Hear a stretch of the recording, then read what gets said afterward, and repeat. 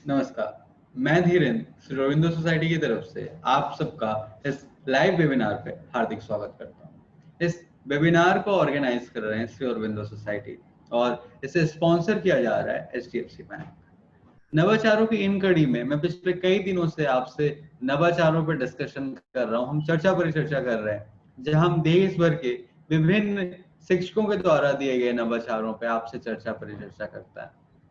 और इस कड़ी में हम इस समय जो आपसे चर्चा कर रहे हैं वो कर रहे हैं हम तमिलनाडु के शिक्षकों द्वारा दिए गए इनोवेटिव आइडियाज पे। तमिलनाडु के शिक्षकों ने क्या इनोवेटिव आइडियाज दिए, अंडमान एंड निकोबार के टीचर्स के दिए हुए आइडियाज पे। अंडमान एंड निकोबार के टीचर्स ने क्या आइडियाज दिए, क्या है वो आइडियाज, क्या है वो नवाचार, आज हम आपसे इन पे डिस्कस कर रहे हैं।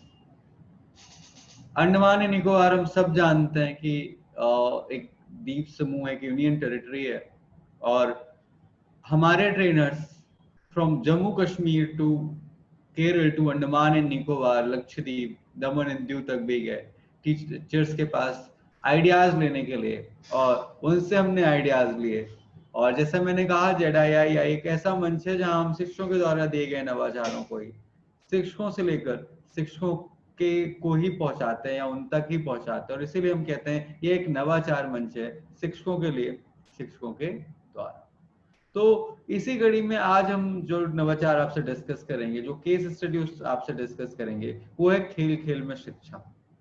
वैसे तो खेल खेल में शिक्षा लगभग जितनी भी हमारे पास इनोवेटिव बुकलेट हमने प्रिंट की, जिस भी स्टेट की प्रिंट की, हर एक स्टेट की नवाचार पुस्तिका में लगभग आपको खेल खेल में शिक्षा केस स्टडी मिल ही जाएगी। और सबसे रोचक या बच्चों को सबसे ज्यादा इन्वॉल्व करने वाली अगर कोई इनोवेटिव टेक्निक है, आइडिया है या केस स्टडी है, तो वो शायद खेल खेल में शिक्षा ही है।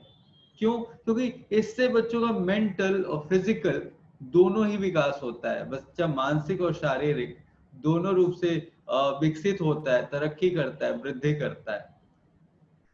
हम सब जानते हैं कि बच्चों को खेल में बहुत मजा आता है, और अगर मैं खेल को परिभाषित करूं तो हम ऐसे कह सकते हैं कि game is simply a structured form of play that excites the senses and captivates a player. So इसको हिंदी में बोलूं तो ऐसा कह सकते हैं कि गेम या खेल ऐसा माध्यम है, ऐसा जरिया है जिससे एक व्यक्ति की इंद्रियां और मांसपेशियां तो जागृत होती हैं, साथ ही साथ यह एक खिलाड़ी को बांध के भी रखता है। बांध के रखने से मेरा मतलब है कि उसे खेल इतनी रोचकता प्रदान करता है, इतना रोचक बनाता है कि खिलाड़ी अपने आप गेम से बंधा हुआ रहता है, खेल से बंधा हुआ रहता है। उसका पूरा ध्यान उस वक्त खेल के दौरान सिर्फ और सिर्फ खेल पे ही लगा होता है। तो जैसे मैंने कहा, खेल खेल में शिक्षा एक इनोवेटिव आइडिया है कि स्टडी लगभग हमें देश के सारे इनोवेटिव बुकलेट्स में आपको प्राप्त होंगी, क्योंकि टीचर्स की भी one of the favourite innovative ideas में से एक है खेल खेल में शिक्षा। इसी कड़ी में आज हम आपसे अंडमान एंड निकोबार के गेम्स डिस्कस कर रहे होंगे या खेल खेल में शिक्षा के इनोवेटिव आइडियाज आपके साथ डिस्कस कर रहे होंगे। मैं इनोवेटिव आइडियाज आपसे डिस्कस करूं, मैं केस स्टडी आपसे डिस्कस करूं, उससे पहले मेरी आपसे रिक्वेस्ट है कि अगर आप मुझे सुन रहे हैं या तो फेसबुक के माध्यम से, जूम के माध्यम से, तो आप अपने साथ पेन और कॉपी लेकर के बैठे हैं। उसमें अगर कोई इंपॉर्टेंट टॉपिक आपको मिलता है तो आप उसे नोट डाउन कर सकते हैं। साथ ही साथ अगर आपके मन में कोई डाउट उठता है, कोई क्वेश्चन, कोई प्रश्न उठता है, आप वो डाउट, वो क्वेश्चन, वो प्रश्न भी मेरे से कर सकते हैं। इसके अलावा अगर आपके कोई अनुभव हैं, आपके कोई एक्सपीरियंसेस हैं जो आप हमसे साझा करना चाहते हैं, या आप चाहते हैं कि हमारे माध्यम से, इस प्लेटफॉर्म के माध्यम से देश भर के शिक्षकों के साथ अपने इनोवेटिव आइडियाज डिस्कस कर सकें, तो आप अपने अनुभव भी हमारे साथ साझा कर सकते हैं, आप अपने एक्सपीरियंसेस भी हमारे साथ साझा कर सकते हैं। सेशन के अंत में मैं आपको टाइम दूंगा जहां पे आप अपने अनुभव, अपने एक्सपीरियंसेस साझा कर सकते हैं हमारे साथ साथ देश भर के उन शिक्षकों से, उन एडुकेटर्स से जो इस प्लेटफॉर्म पे जुड़े हुए हैं, जो आपको इस लाइव वेबिनार के माध्यम से देख रहे हैं। तो आइए केस स्टडीज की इस कड़ी में, नवाचारों की इस कड़ी में, जैसा मैंने कहा आज जिस नवाचार की हम चर्चा करेंगे, जिस नवाचार पे हम डिस्कशन करेंगे, इस पे हम चर्चा पर चर्चा कर रहे होंगे, उस केस स्टडी का नाम है खेल खेल में शिक्षा। हम सब जानते हैं कि खेल का जीवन में बहुत महत्व है, क्योंकि खेल ना सिर्फ हमें शारीरिक रूप से मजबूत करता है बल्कि हमें मानसिक रूप से भी मजबूत करता है।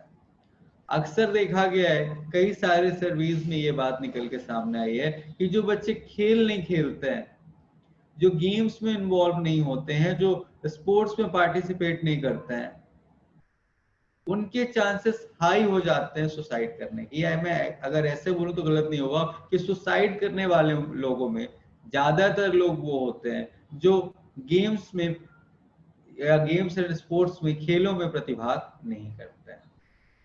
तो कई बार ऐसा होता है कि वो हारते नहीं है, जीतते नहीं है, हारते नहीं है, सिर्फ जिंदगी में जीत ही देखी होती है उन्होंने, तो वो हार को स्वीकार नहीं कर पाते, बर्दाश्त नहीं कर पाते, इस वजह से कई बार सुसाइड कमिट कर लेते हैं। फॉर एग्जाम्पल अगर मैं आपसे बात करूं तो हम कई बार जब अपने बच्चों के साथ खेलते हैं, उन्हें गेम खिला रहे होते हैं, उनके साथ छोटे छोटे खेल ही खेलते हैं अपने घर में भी। फॉर एग्जाम्पल हम बच्चों के साथ दौड़ते हैं तो अक्सर हम क्या करते हैं कि हम स्वयं हार जाते हैं। बच्चा छोटा है हमारा 2 साल 3 साल का, उसे हम जिता देते हैं, हमेशा जिताते हैं। आप जिताइए उसे, बिल्कुल हम उसे खुश करने के लिए जिताते हैं, आप बेशक जिताइए, मैं भी यही कहता हूँ, लेकिन हमेशा नहीं जिताना चाहिए।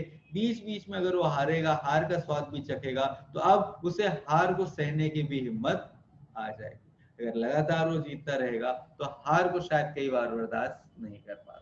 तो हम जैसा बात कर रहे थे खेल खेल में शिक्षा की, तो खेल के कई सारे फायदे हैं। पहला, शारीरिक रूप से हम स्वस्थ होते हैं। दूसरा, मानसिक रूप से हम मजबूत होते हैं। तीसरा, खेलों में नियंत्रित प्रतिस्पर्धा होती है, जिसको हम हेल्दी कंपटीशन बोलते हैं।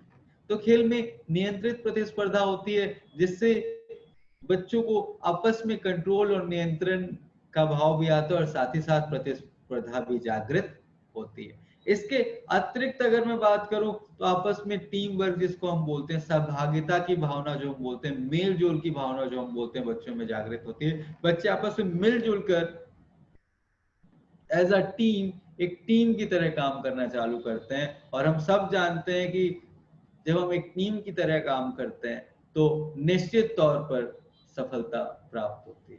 इसके अतिरिक्त बच्चे का तनाव कम होता है। हम सब जानते हैं कि खेलों से हमारा तनाव कम होता है। जब हम खेलते हैं तो हम एक्साइटेड होते हैं, हमारा फोकस जिस टेंशन की तरफ रहता है, जो हमारे मन में थॉट्स, जो बुरे ख्याल, जो सोच, जो परेशानी रहती है, वो दूर हो जाती है और उस दौरान हमारा पूरा ध्यान सिर्फ और सिर्फ खेल पे लगा होता है। तो स्वाभाविक सी बात है, इससे हमारा तनाव कम होता है। इसके अलावा अगर मैं बात करूं तो हमारी याददाश्त भी बढ़ती है।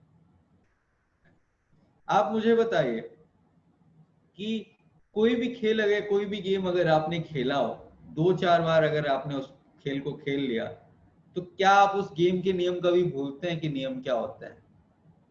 या क्रिकेट अगर आपने खेला है तो क्रिकेट में आप नियम, उसके सारे नियम आपको याद होंगे, आप नियम को नहीं भूलते हैं। तो आप नियम नहीं भूलते हैं, आपको नियम बहुत अच्छे तरीके से याद रहते हैं। तो जैसा मैंने कहा कि इससे हमारी याददाश्त भी बढ़ती है, हमारी याद जो है वो लंबे समय तक रहती है जब हम खेल में इन्वॉल्व होते हैं।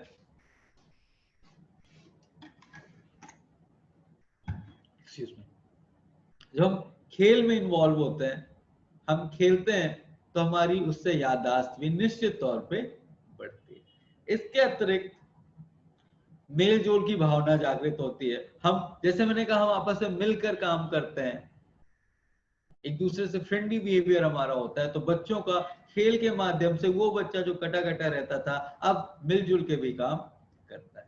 इसके अतिरिक्त जो ध्यान है हमारा वो ज्यादा केंद्रित होता है। जैसा मैंने कहा, जब आप खेल खेल रहे होते हैं तो आपका पूरा फोकस, पूरा ध्यान सिर्फ वहीं पे लगा होता है। आप बचपन की अपने याद कीजिए, जब हम क्रिकेट खेलने जाते थे, या आप चेस खेलते हो, या जो भी गेम आप खेलते आप गेम खेल रहे होते थे तो कई बार खाने का समय हो जाता था, मम्मी आवाज देती रहती थी कि चलो उठो खाना खा लो, लेकिन हमारा पूरा ध्यान कहाँ पे होता था? उस वक्त हम पूर्ण रूप से सिर्फ और सिर्फ अपने खेल पर ही केंद्रित होते थे। तो इससे हमारा ध्यान भी केंद्रित होता है। इसके अलावा ज्ञान भी बढ़ता है जब हम खेल को शिक्षा से जोड़ देते हैं। जब हम खेल खेल में शिक्षा की बात करते हैं तो ये सारे फायदे तो हमें होते ही होते हैं। इसके अलावा एक और फायदा होता है, वो है हमारे ज्ञान का विकास। तो खेलों से हमारा ज्ञान भी बढ़ता है। कब? जब हम खेलों को शिक्षा में इन्वॉल्व कर देते हैं, जब हम खेल खेल में शिक्षा करते हैं। टीचर ने कहा कि सर मेरे क्लास में बच्चे आते थे, क्लास में बच्चे बैठे तो हैं लेकिन वो सिर्फ शारीरिक रूप से उपस्थित है, मानसिक रूप से वो कहीं और होते थे। मैंने सोचा बच्चों को किस तरीके से पढ़ाई में इंटरेस्ट उनका बढ़ाया जाए, उनका रुझान पढ़ाई की तरफ बढ़ाया जाए, उनका आकर्षण पढ़ाई की तरफ बढ़ाया जाए। तो मेरे मन में एक ख्याल आया कि जब बच्चों को खेल पसंद है तो क्यों ना बच्चों को खेल में इन्वॉल्व किया जाए। और जब खेल के इतने सारे फायदे हैं जो जस्ट अभी मैंने आपको गिनाए, तो क्यों ना बच्चों को खेल खेल के माध्यम से ही पढ़ाने का प्रयास किया जाए। और इसी वजह से हमारे टीचर्स ने, अंडमान एंड निकोबार के टीचर्स ने कुछ इनोवेटिव आइडियाज दिए। मैं सबसे पहले उन टीचर्स के नाम आपको बता देता हूँ, आपसे डिस्कस कर लेता हूँ। इन टीचर्स के नाम है सुमा कुमारी मैम, जो कि government primary school Rangat Andaman से हैं। इसके अलावा रीना देवी मैम, जो कि government senior secondary school Garg Sharma Andaman से हैं। इसके अलावा दीपांकर मिस्त्री सर, जो कि GPS Dasharathpur ward number 3 Andaman से। तो इन तीन इनोवेटिव टीचर्स के इनोवेटिव आइडिया, जो आपकी तरह ही टीचर्स, आपकी तरह ही एडुकेटर, आपकी तरह ही शिक्षक हैं, इन तीन इनोवेटिव टीचर्स के दिए हुए आइडियाज को मैं आपसे डिस्कस करूंगा। तो आप खुद सोचिए कि सुदूर अंडमान की टीचर्स के दिए हुए आइडियाज मैं आपसे डिस्कस कर रहा हूँ। आप चाहे जहां भी बैठे हो, आप चाहे कश्मीर में हो, चाहे उत्तर प्रदेश में हो, चाहे तमिलनाडु में हो, चाहे मध्य प्रदेश में हो, चाहे सिक्किम में हो, चाहे गुजरात में हो, मैं आपसे अंडमान निकोबार के टीचर्स के दिए हुए आइडियाज आपसे डिस्कस करो। तो आप सोचिए कैसा प्लेटफॉर्म है जहां पे हम कहीं से भी हो पूरे भारत में एक दूसरे के साथ मिल करके हम अपने आइडियाज आपस में डिस्कस कर सकते हैं, अपने एक्सपीरियंसेस शेयर कर सकते हैं। तो जो पहला इनोवेटिव आइडिया मैं आपसे डिस्कस करूंगा वो है द गेसिंग गेम। अब द गेसिंग गेम, इसको आप डम से राज अगर आपने खेला हो तो ये वैसा ही है कि एक व्यक्ति माइम के माध्यम से, अपनी भाव भंगिमाओं के माध्यम से कुछ आकृतियां बनाएगा, कुछ इशारे करेगा और इशारों के माध्यम से हमें उसे समझना होता है कि ये क्या बोल रहा है। टीचर ने कहा सर इसका इस्तेमाल हम बच्चों को खिलाने के लिए, गेम खिलाने के लिए और साथ ही साथ पढ़ाई के लिए भी करते हैं। इसमें टीचर बच्चों की संख्या अनुसार बच्चों की टीम बना देते हैं। उदाहरण के अनुसार अगर 20 बच्चे तो 5-5 की 4 टीम बना दी। टीचर ने 4 टीम डिसाइड कर दी, चारों टीम्स के नाम लिख दिए, चारों टीम्स के नाम रख दिए। अब पहली टीम को बुलाया और इसमें होता क्या है कि बच्चे कार्ड बनाते हैं, चिट बनाते हैं। उन चिट में बच्चे शिक्षक की देखरेख पे कुछ नाम या कुछ शब्द लिखते हैं, उसकी एक्टिंग करके सामने वाले बच्चे को बताना होता है। फॉर एग्जाम्पल टीम बी के बच्चों ने कुछ चिट बनाई, अब उन्होंने एक बॉक्स पे उसको रख दिया। अब टीम ए से अगर कोई बच्चा आएगा तो वो चिट में हाथ, वो बॉक्स में हाथ डालेगा, डिब्बे में हाथ डालेगा, चिट निकालेगा, चिट में या उस पर्ची में जो लिखा होगा उस बच्चे को उसी तरीके से एक्टिंग करनी होगी। और उस टीम के बच्चों को, टीम ए के बच्चों को बताना होगा कि सामने वाला बच्चा क्या शब्द बोल रहा है, उसके चिट में क्या शब्द लिखा हुआ है। तो इसे कई सारे तरीके हो सकते हैं। अगर इंग्लिश का है तो ये, हिंदी का है तो ये। अगर सिमिलर वर्ड्स हैं, एक जैसे शब्द हैं, फॉर एग्जांपल हेयर 2 तरीके के होते हैं, एक खरगोश वाला भी होता है और एक बाल वाला भी होता है। तो इसका भी इशारा कर सकते हैं, बच्चे बना सकते हैं कि 2 उंगलियां। अब मैं कहूं खरगोश वाले हेयर तो शायद बच्चों के लिए समझना मुश्किल होगा, लेकिन मैं सिर्फ इतना इशारा कर दूं तो कोई भी समझ जाएगा कि मैं बात कर रहा हूँ हेयर की।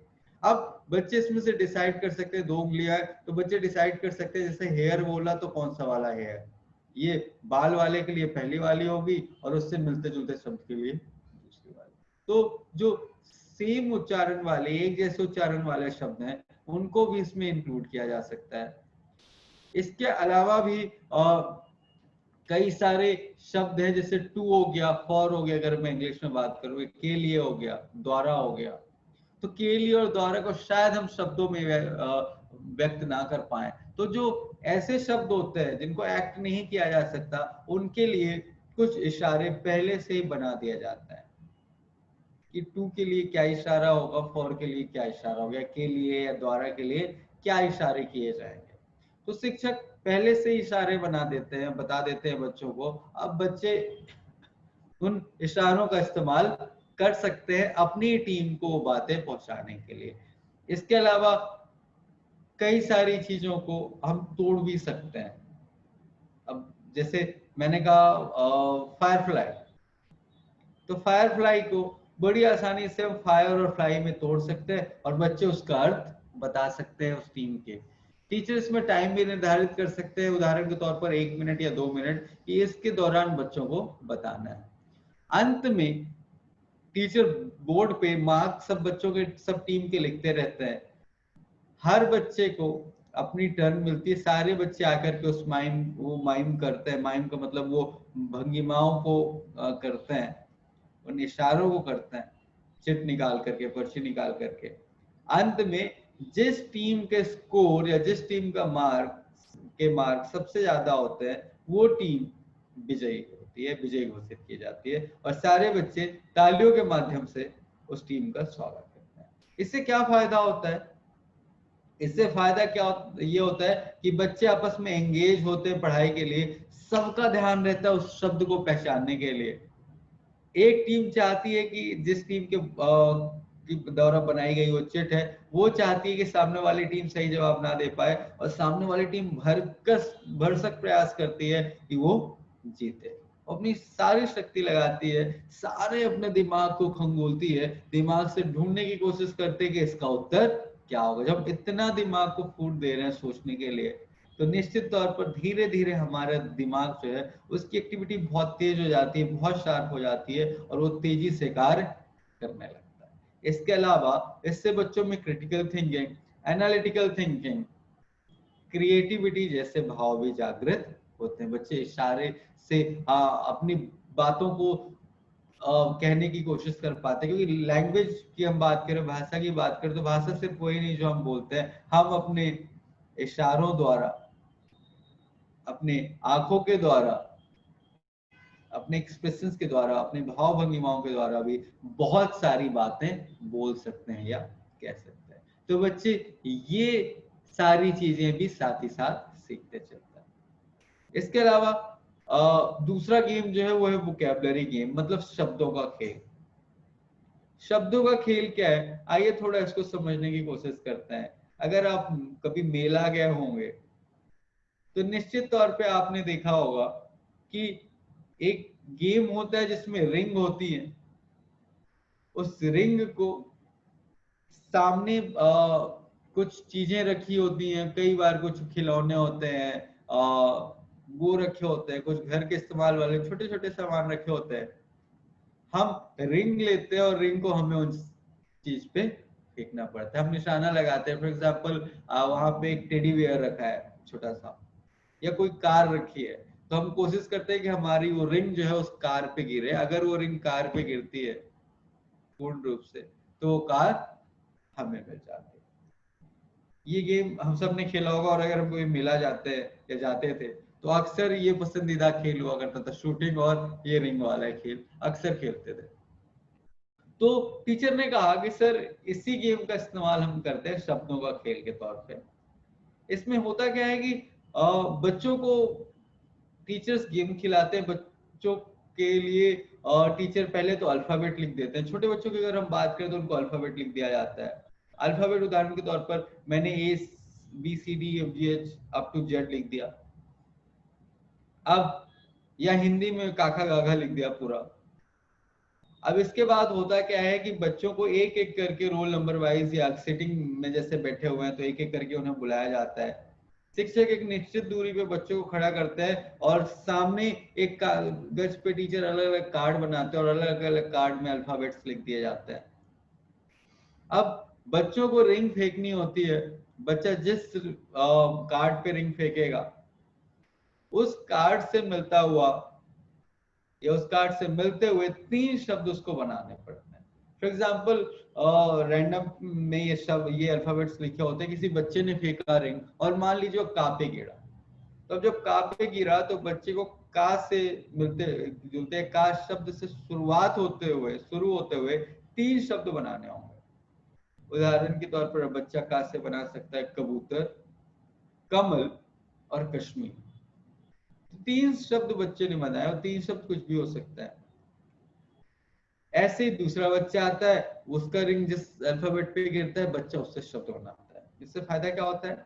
इससे फायदा ये हुआ कि अब बच्चों की वोकैबुलरी धीरे धीरे बढ़ती है। टीचर आते हैं, बच्चों को वोकैबुलरी के महत्व के बारे में समझते हैं, समझाते हैं कि वोकैबुलरी का महत्व क्या है हमारे जीवन में, कैसे किसी भाषा को बेहतर तौर पर बोलने के लिए, अपनी बातों को अपने भावों को बेहतर प्रकट करने के लिए, स्पष्ट करने के लिए वोकैबुलरी का ज्ञान या शब्दों का ज्ञान होना आवश्यक है। और इससे बच्चों के अंदर भी भाव आता है कि ज्यादा से ज्यादा, क्योंकि उन्हें जीतना है तो ज्यादा से ज्यादा ब्रेनस्टॉर्मिंग करेंगे, अपनी ज्यादा से ज्यादा सोचने का प्रयास करेंगे कि वो कई सारे शब्द बना पाए। अगर आपने कभी अंताक्षरी खेला होगा तो अंताक्षरी अगर हम खेलते हैं, वैसे आपको कितने भी गाने याद हो, अंताक्षरी जब हम खेलते हैं तो अक्सर हम गाने भूलते हैं। तो जब हम दिमाग को मौका देते हैं सोचने का तो कई सारे शब्द इसी तरीके से सोचता है। और ये सिर्फ हम भाषा के तौर पर ही नहीं कर सकते कि सिर्फ इंग्लिश या हिंदी, इससे हम दूसरे विषयों के साथ भी बड़ी आसानी से कर सकते हैं। तो बहुत आसानी से बच्चों को कंप्लीट इन्वॉल्व करते हुए टीचर बच्चों को खिला भी सकते हैं और खेल खेल में बच्चे पढ़ाई भी कर लेते हैं। बड़ी आसानी से रिवाइज किया जा सकता है चैप्टर्स को, या फिर नए नए शब्दों की वोकैबुलरी बच्चों को सिखाई जा सकती है। इसके अलावा जो तीसरा नवाचार हम मूव कर रहे होंगे, तीसरे नवाचार का नाम है रेलगाड़ी का खेल। उम्मीद करता हूं कि अभी तक दोनों नवाचार जो आपके साथ डिस्कस हुए ये निश्चित तौर पे आपको पसंद आए होंगे। तीसरा नवाचार जिसकी तरफ हम आगे बढ़ रहे होंगे वो है रेलगाड़ी का खेल। ये एलिमेंट्री क्लासेस में या छोटी क्लासेस में ज्यादा तौर पे इसको इस्तेमाल किया जा सकता है या बेहतर तौर पे इस्तेमाल किया जा सकता है। नर्सरी क्लासेस में अगर हम बात करें या छोटी क्लासेस में हम बात करें, पहली दूसरी तीसरी चौथी तक की, तो बच्चों को आप कई बार टेबल सिखाते हैं, आप उन्हें फूल के नाम सिखाते हैं, आप उन्हें फलों के नाम, सब्जियों के नाम, रंगों के नाम इत्यादि सिखाते हैं। कई बार आप कंट्रीज के नाम या राज्यों के नाम सिखाते हैं। तो ऐसे बच्चों के लिए रटना और फिर उन्हें याद रखना काफी मुश्किल हो जाता है। अगर हम किसी और माध्यम से या खेल खेल के माध्यम से बच्चों को रटाने का प्रयास करें तो बड़ी आसानी से बच्चे सीख जाएंगे, एंजॉय भी करेंगे और आपको ज्यादा मेहनत भी नहीं करनी पड़ेगी। तो रेलगाड़ी के खेल में होता क्या है कि शिक्षक क्या करते हैं, बच्चों को इसको 2 फेज में किया जाता है। पहले दिन शिक्षक बच्चों को बता देते हैं कि हम किस चीज पे कल आप बच्चों को याद करके आना है और किस टॉपिक पे हम गेम खेलेंगे। अब बच्चा याद करके आया, उदाहरण के तौर पे 2 का टेबल की हम बात करें तो बच्चा 2 की टेबल रट के आए। टीचर एक बच्चे को अपने विवेक अनुसार इंजन बना देता है, वो बच्चा आगे खड़ा हो जाता है और टीचर बच्चों को बोलते हैं कि चलो बच्चों अब आपको एक एक करके टेबल बोलनी है, जिस बच्चे ने सही बोली वो इंजन के पीछे आके खड़ा हो जाएगा, उसके कंधे पे हाथ रख के, और वो इंजन का डिब्बा बच जाएगा। तो अगर बच्चे ने बोला 2 एकम 2, हिंदी में अगर बात करें आप पढ़ा रहे 2 एकम 2, 2 दूनी 4, 2 तिहाई 6, तो अगर बच्चे ने बोला 2 दूनी 4 तो आकर के खड़ा हो गया। एक बच्चे ने बोला 2 तिहाई 8 तो वो गेम से बाहर हो जाएगा, उसको उस ट्रेन का हिस्सा नहीं बनने दिया जाएगा। इसके बाद जब 10 तक टेबल हो गई, जब बच्चों की ट्रेन बन गई, तो अब टीचर कमांड करते हैं। टीचर पहले ही बच्चों को बोलते हैं कि मेरी कमांड को भी आपको बहुत ध्यान से सुनना है, जैसे मैं कहूंगा वैसे आपको मूव करना है। जब टीचर बोलेंगे रन या दौड़ो, तो ट्रेन दौड़ने लग जाएगी। जब टीचर बोलेंगे दायां, तो दायां मुड़ेगी, बायां तो बायां मुड़ेगी। जब टीचर बोलेंगे रिवर्स, तो पीछे होगी। जब टीचर बोलेंगे स्टॉप, तो ट्रेन स्टॉप हो गई। तो इससे बच्चों को बहुत मजा आता है, बच्चे ज्यादा एंजॉय करते हैं। और जब वही सारी एक्टिविटी जब बच्चे बार बार करते हैं, तो बड़ी आसानी से उनका रिवीजन भी हो जाता है। ऐसे फूलों के नाम, फलों के नाम, सब्जियों के नाम, राज्यों के नाम, नदियों के नाम इत्यादि टीचर बड़ी आसानी से बच्चों को रटा सकता है। से बच्चों का मन भी लगा रहता है, बच्चे ज्यादा एंजॉय भी करते हैं, अटेंडेंस भी बच्चों की प्रॉपर रहती है, बच्चे स्कूल भी आते हैं, बच्चे स्कूल आने के लिए आनाकानी नहीं करते, और ज्यादा फोकस, ज्यादा डेडिकेशन, ज्यादा डिवोशन, ज्यादा समर्पण के साथ अब बच्चे पढ़ते हैं। और खेल खेल में शिक्षक बड़ी आसानी से सिखा देता है। शिक्षक ने कहा सर दोनों का काम हो रहा होता है इसमें। बच्चे सोचते वो खेल रहे हैं, मैं सोचता हूँ मैं पढ़ा रहा हूँ। मैं खेल खेल में पढ़ा देता हूँ और वो खेल खेल में पढ़ लेते हैं, और इससे दोनों बेहतर तौर पर सीख जाते हैं। स्कूल का या क्लास का रिजल्ट भी बेहतर होता है, परिणाम भी बढ़िया आते हैं, और बच्चे सीख आसानी से लेते हैं, क्योंकि खेलों के माध्यम से सीखते हैं। तो जैसे मैंने कहा याददाश्त बढ़ती, तो लंबे समय तक उनके मानसिक पटल पर ये गतिविधियां और ये टॉपिक रहते हैं, उन्हें लंबे समय तक याद रहता है। उम्मीद करता हूँ ये तीनों नवाचार आपको पसंद आए होंगे। अगर आपके पास कोई प्रश्न है इन नवाचारों से संबंधित या ZIIEI प्रोग्राम से संबंधित, कि किस तरीके से आप अपने आइडिया भेज सकते हैं या राष्ट्रीय लेवल पर सम्मानित हो सकते हैं, उससे संबंधित, या आप अपने अनुभव मेरे साथ साझा करना चाहते हैं, तो आपका स्वागत है। आप बिल्कुल अपने प्रश्न हमें फेसबुक पे कमेंट करके, या फिर हमें जूम पे अगर जुड़े हुए हैं तो जूम पे प्रश्न करके पूछ सकते हैं। अगर आपके कोई भी विचार, कोई भी अनुभव है, तो आप अनुभव भी अपने साझा कर सकते हैं। इस प्लेटफॉर्म के माध्यम से आप देश भर के शिक्षकों तक अपने नवाचार या अपने आइडियाज, अपने अनुभव पहुंचा सकते हैं।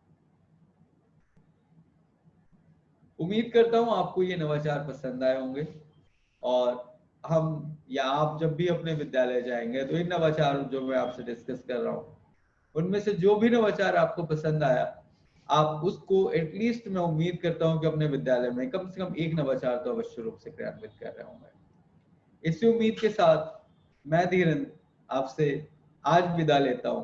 कल मिलेंगे हम किसी दूसरे नवाचार के साथ, तब तक के लिए